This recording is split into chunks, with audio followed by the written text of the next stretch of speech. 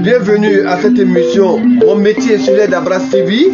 Celui que nous recevons sur notre plateau est un enfant d'une grande famille de balafónistes. Il est le meilleur de sa génération. Il a décidé depuis son enfance à aimer ce métier parce que vraiment pour lui ça nourrit son homme. Et avec lui nous allons échanger pour en savoir plus sur ce métier qu'il a aimé tant. Bonjour Monsieur Keita. Bonjour. Seydou. Oui, bonjour. Et vraiment nous sommes très heureux de te recevoir ce matin. Oui. Voilà, sur notre plateau de l'aide d'Abras TV. Oui. Et vous allez vous présenter à cette caméra qui est en face de nous. Oui. Voilà, qui est Keita? Okay. Moi c'est Seydou Keita. Je suis artiste musicien. Donc je viens d'une famille aussi musicien. Voilà, mon père était musicien. Voilà, avec le grand-père. Voilà, nous tous la musique quoi. Donc tu es issu d'une famille musicien, balafóniste, parce que ouais, ça a commencé depuis ton grand-père, ton père, tout et tout. Et c'est quoi un balafóniste? Un balafóniste, c'est celui qui joue le balafon. Et puis le bon balafóniste, c'est un messager aussi. Voilà. Et quels sont les messages que le balafóniste véhicule souvent? Bon, il y a plusieurs de cérémonies de messages qu'on donne. Il y a côté mariage, il y a côté funéraire, il y a côté baptême. Voilà, son jour, celui qui connaît ce nom, avec le son déjà, il sait que non, c'est funéraire, et ça c'est mariage, et ça c'est baptême. Voilà. Mais Keita, Keita, dites-nous, pourquoi est-ce que vous avez choisi ce métier? J'ai choisi ce métier parce que d'abord ici né dedans. Ici né dedans, puis j'ai aimé en tout cas le balafon aussi. Et tu as commencé ce métier, tu as commencé à quel âge? Moi j'ai commencé à jouer à partir de 7 ans. 7 ans? 7 ans, oui. Parce que mon père était balafóniste, mon grand-père était balafóniste, c'était dans la famille. J'ai parti à l'école, mais j'avais tout ça. Je marchais pour un peu jouer un peu le balafon. Donc c'est à partir de là ça a commencé. Et depuis cet âge-là, depuis 7 ans que vous l'avez dit, est-ce que les parents ne s'est pas opposé à ça? Pourquoi est-ce que tu dois aller à l'école et tu laisses l'école et puis ouais, tu t'en donnes à ça? Non, est-ce que les parents ne s'est pas opposé à ça? Non, ils ne s'est pas opposé parce que j'ai parti à l'école quand même. Parce que les jours où il n'y a pas de cours, je peux venir m'asseoir sur le balafon. Oui, après l'école, je m'assois puis je m'amuse. Avec ça, non, les parents, parce que c'est leur travail aussi, donc je ne sais pas imposer aussi ça. Et ça fait combien de temps? Ça fait combien de temps voilà, vous êtes dans ce métier? Combien d'années sont le dire? Combien d'années? Depuis 7 ans jusqu'à actuellement, je suis toujours dedans, ça fait presque 40 ans comme ça, il y a à partir de 35 à 40 ans que je suis dedans. C'est le seul boulot que je fais. Donc, voilà. Ok, nous allons vraiment rentrer dans un but de notre causerie. Vraiment, je vois vraiment tout, c'est des bois, voilà. Mais comment se fait la fabrication d'un balafon? À partir de quoi? Bon, le balafon se fabrique à partir de boîtes spéciales. C'est pas n'importe quel bois qu'on prend pour le faire. Voilà. Et puis c'est pas permis à tout le monde pour faire le balafon. Parce que c'est comme une école aussi. Il faut apprendre aussi comment ça se fait pour donner le bon balafon. Tu vois, souvent on voit des balafons touristiques, souvent c'est pas des bons balafons, c'est l'image du balafon le fait.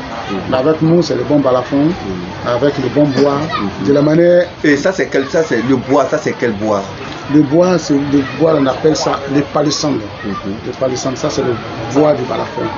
Et puis on est né, même au arrière-grand-père, c'était ce bois et prenait pour le faire. Il n'y a pas un autre bois qui a pu remplacer ce bois pour donner un bon balafon, si ce n'est pas ce bois. Et tout ça là, c'est quoi, ces fils là, voilà. Bon, ça, comment ces fils là rentrent dedans? Parce qu'il s'agit de la fabrication d'un balafon, parce que pour ceux qui nous suivent, voilà, ils veulent savoir un peu comment se fabrique un balafon. Voilà, donc c'est à partir de vous, peut-être qu'ils sauront peut-être comment ça se passe.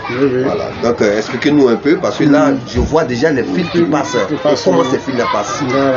Bon, les fils, on attache le bois avec, mais pas que le balafon, le bois se touche. Les fils, là, ça est là pour les séparer. Bon, en principe, au temps de notre vieux, c'est pas le fil comme ça qu'on prenait pour attacher. Qu'est-ce qu'on prenait à ce temps-là? C'était la peau. La peau du cabri, chèvre. Voilà, on le coupe et puis on le travaille, quoi. On le met dans le truc pour faire sa fil attaché. Ça devient fin. Voilà, ça devient fin, puis ça devient mou, comme de la manière de la corde. Voilà. En ce moment, c'est ça en premier pour attacher. Donc, mais avec nos générations d'aujourd'hui, avec le souris partout, avec tout ça, voilà, donc on a essayé de changer avec le fil. C'est-à-dire que vous avez modernisé. On a modernisé pour attacher avec ça. Parce que les pots là, quand on laisse les balafons, souvent les souris là viennent couper la peau. Sinon les balafons c'est fait avec la peau. Sinon ça c'est la peau, c'est que les cadres là, on attache avec la peau. Mais ça, comme ça c'est lourd, on ne peut pas couper ça. Mais si c'est fin comme ça, les souris là bouffent. Donc tout le temps tu es sur le balafon à réparer, c'est fini le jeu, tu déposes après encore si les souris vont couper. Donc avec le code on n'a pas ce problème. Ok. Voilà. Je vois. D'accord. Maintenant ça. Ça c'est quoi? Ça c'est l'EVA. L'EVA on prend pour faire les baguettes. Voilà.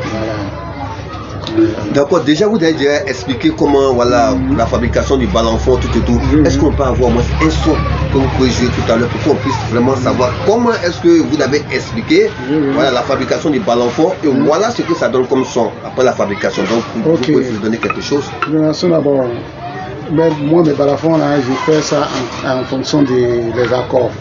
Voilà, parce qu'un bon balafon il faut avoir un accord dessus. Voilà, le balafon est accordé à diatonique.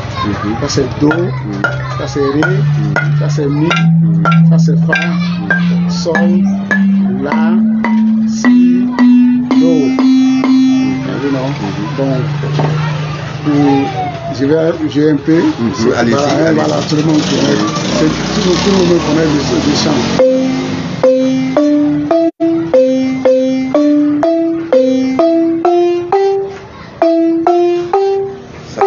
Ça se passe nulle part ailleurs, c'est sur les Dabra TV. Voilà, donc aujourd'hui nous sommes avec ce grand balafoniste, Keita Seydou.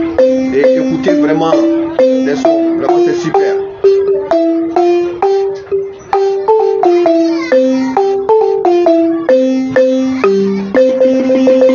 L'école primaire. Ah oui. Vraiment c'est super, c'est super.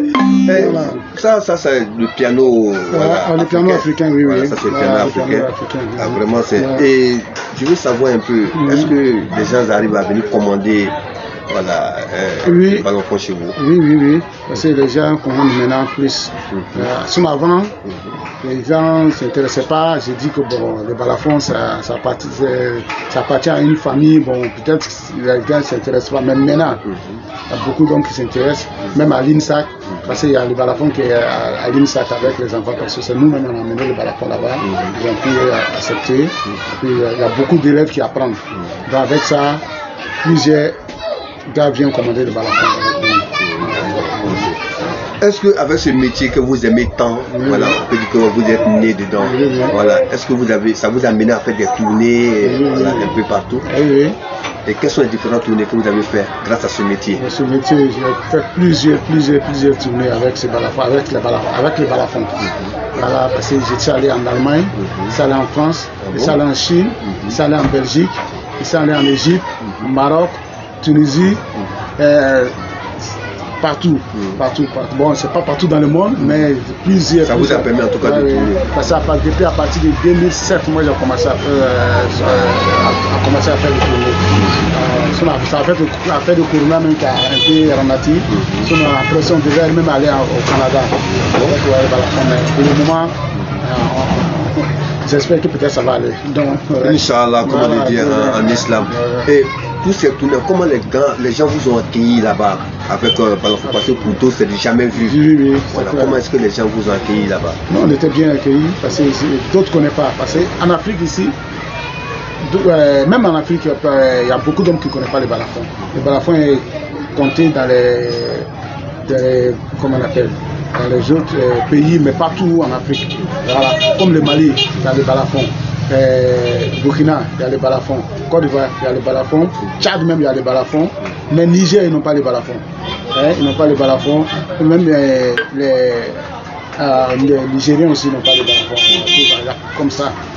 Donc, mais l'Europe aussi, ils n'ont pas les balafons. Ceux qui ont les balafons, c'est ceux qui viennent de, comment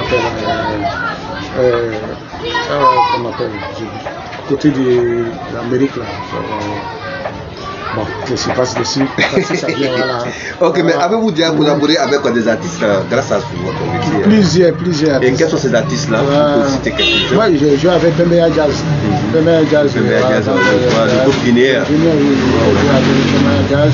J'ai joué avec Likim Kimbok, même Boni Yaouré, tout cela. Bon, plusieurs artistes. Donc, et c'est des contrats? Bon, oui, c'est des contrats. Souvent, ils ont besoin d'un son du balafon sur l'album, il y a un truc, voilà, je dis bon, viens faire le son, voilà, je viens, je pose les trucs sur les trucs, après moi, je suis parti passer. Je suis un artiste indépendant, voilà, je ne suis pas resté fixe avec les, voilà, c'est indépendant, je fais parce que c'est un balafon, tout le monde a besoin de son, je dis, ah, viens faire ça, s'il dit, je vais rester dans un seul groupe, ça va faire bloquer les choses, donc je suis indépendant. Celui qui a besoin de son, je vais jouer, celui qui a fait, bon, c'est là donc tranquille.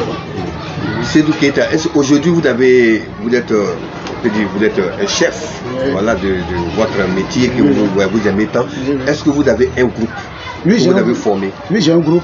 Et comment on appelle ce groupe? Le groupe s'appelle Djarabikan Balafon. Et Djarabikan, ça signifie quoi, Djarabikan? Djarabikan, ça veut dire la voix de l'amour. La voix de l'amour. Ok, et ça fait combien de temps ce groupe existe? Depuis en 2006. C'est avec ce groupe que j'ai commencé à faire mon premier tournée. Comment c'est venu à vous de créer ce groupe de Djarabikan? Oui, ok. Ça c'était, on est assis comme ça, bon, toujours on joue le balafon. On joue seulement avec les femmes dans les mariages, les baptêmes, dans les trucs, bon. Et j'ai dit, bon, ok, avec mes petits frères, on va essayer de décider de faire un groupe pour bien jouer avec les gars, interpréter les sons. Pour les autres, ceux qui connaissent pas le balafon, mais si on joue encore les sons, les sons déjà connus, on peut interpréter les sons.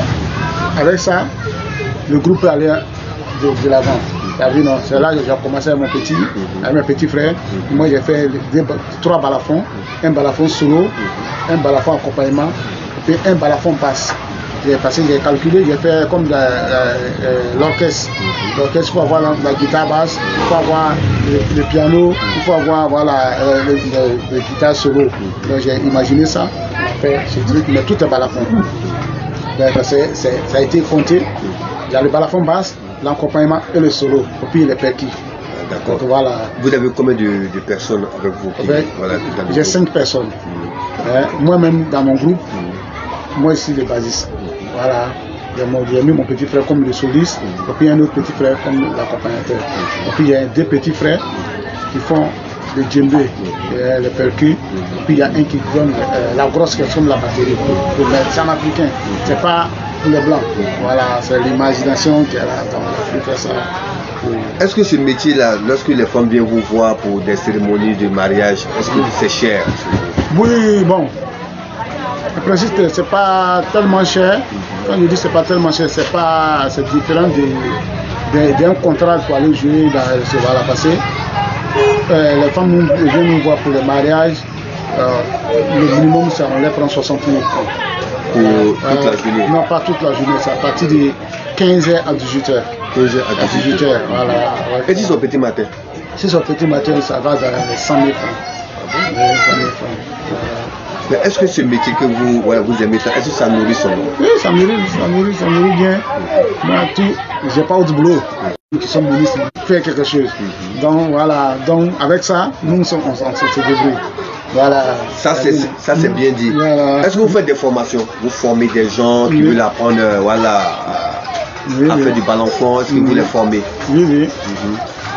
Je fais la formation. Je fais la formation parce que d'abord la formation, ça a commencé à l'INSAC avec les élèves. Voilà, on a commencé à former les élèves à l'INSAC, jusqu'à après maintenant il y a les blancs même qui viennent d'Europe, d'Amérique pour venir apprendre. Voilà, avec nous, c'est la formation. Après il sera faire son groupe et jouer là-bas. Mais vous n'avez jamais pensé à avoir au moins un coin où vraiment vous formez des gens, voilà, des gens. Est-ce que vous n'avez jamais pensé à ça? C'est-à-dire qu'un projet? Oui, j'ai beaucoup pensé à ça. Beaucoup. C'est ça, c'est mon rêve toujours. Voilà, c'est mon rêve de l'avoir parce que je trouve que ce qui est là, on donne aux gens, mais nous, on ne peut pas l'exploiter chez nous parce que c'est les moyens. Voilà. Elle a 18 ans. Voilà, mais elle fait un peu le balafon. Mais elle est en seconde. D'accord, on va récapituler un peu voilà, cette question-là. Vous qui êtes vraiment parents, est-ce que vous avez accepté que vos enfants viennent vraiment apprendre à faire du balançon? Parce que là, il faut l'école. On dit, voilà, l'école, mais pour vous. Voilà. Est-ce que vous l'avez accepté? Oui, j'accepte. Parce que c'est par là moi je suis passé. J'accepte pourquoi? Parce que moi chez nous, ça ne gâte pas. Ça ne gâte pas l'école. Voilà. Mes enfants tous vont à l'école. Mais il faut les mettre à l'école. Hein? Même si votre cursus scolaire, vous êtes arrivé en quelle classe? Moi j'ai laissé l'école à partir de CM2. CM2, voilà, parce que j'ai aimé le balafon. Puis à l'école aussi, je suis parti à l'école, mais après j'ai dit bon. Est-ce que ça n'a pas été un regret pour vous voilà, de ne plus continuer votre cursus scolaire, puis voilà, vous abonner à ce métier? Non. Ça n'a pas été un regret pour vous? Non. Déjà, pourquoi je ne regrette pas? Déjà, je parle déjà le français, puis j'essaie un peu écrire, donc je n'ai pas de regrets. Si je ne pouvais pas écrire quand même, je ne pouvais pas parler français aussi quand même, peut-être avec ce côté, c'est que nous avons de mal faire, peut-être je devrais laisser quelques années avant de voir. Mais tout ça, CM2, c'était bon pour moi. À l'époque, voilà. Si ceux qui nous suivent là, en direct là, voilà, à l'école là, vraiment, CM2 là, vraiment, si tu as 85 points même, voilà, mais vous n'avez pas eu 85 points, mais voilà, 85 points là. Ok. Souvent, on dit, tous ceux qui font du balafon s'inspirent soit de la drogue, soit de la cigarette, tout, bon, enfin, beaucoup de choses, de la boisson, mais vous, M. Keita, vous inspirez de quoi? Moi, j'ai pas de dose. Je ne fume pas, je ne bois pas. Donc, le balafon, même quand je le vois même, je suis content parce que c'est mon truc. Donc, je peux m'asseoir, je joue le balafon de matin jusqu'au matin. Parce que c'est mon truc. Voilà, c'est mon truc que j'aime. Donc, je n'ai pas de problème avec prendre quelque chose, prendre l'alcool, prendre des drogues. Non. Mais souvent, ça vous amène à veiller. Oui, je veille bien. Je veille bien, mais bon. Et quand vous veillez comme ça, vous ne prenez pas de petits cafés, rien de tout ça. Oui, ça c'est tout ça, c'est des sources d'inspiration. Voilà, oui, ça c'est normal souvent. Voilà, parce que comme c'est là, même quand on veille, les femmes font des cafés, on vous amène, voilà, vous prenez le thé, le truc, voilà, c'est bon. Ça n'a pas la drogue, pas la bière aussi. Voilà. Ok. Nous sommes vraiment à la fin de notre émission. Voilà, vous avez un mot de fin avant de tout ce que nous regardons ce matin. Ok, moi j'ai un mot de fin. Parce que pourquoi j'ai un mot de fin? Parce que l'Afrique même, on se néglige. On se néglige pourquoi? Tu faut aller en Europe, tu rentres en Europe chez quelqu'un, un blanc, tu vas aller trouver chez lui à la maison. Il n'est pas musicien, il n'est rien, mais il y a un piano chez lui à la maison. Hein? C'est très important. Il a un piano chez lui à la maison, il s'amuse parce que c'est un truc mélodique, ça donne, ça réveille des gens, donc c'est mieux. Donc, mais en Afrique, ici, c'est le contraire. Les balafons, on les regarde comme ça, on s'en fout du balafon. Dans les fêtes de Noël, tout le monde s'en va au chicha, aller payer des trucs, des petites voitures, des petits pianos, des petits trucs pour les enfants. Mais nous mettons notre coutume, notre instrument, on le met pas en valeur. Si tu es africain, il faut vivre en africain. Donc tu vois, c'est le balafon là. Tu as payé un petit balafon pour ton enfant. C'est bon, mais ces voitures, les trucs, les petits trucs, on paye. Mais l'Afrique ici, on se néglige. Si tu es africain, tu es africain. Donc c'est comme moi j'ai dit, ouais, le balafon c'est permis à tout le monde. Ouais, c'est permis à tout le monde de faire. Donc c'est très important. Voilà. Et puis ça nourrit son homme. Voilà. Donc j'encourage les gens pour toujours apprendre le balafon. Acheter le balafon pour apprendre. Mais combien coûte un balafon? Bon, il y a plusieurs qualités de balafon. Il y a les balafons touristiques. Ça coûte rien. Mais touristique comme ça, c'est combien comme ça, touristique?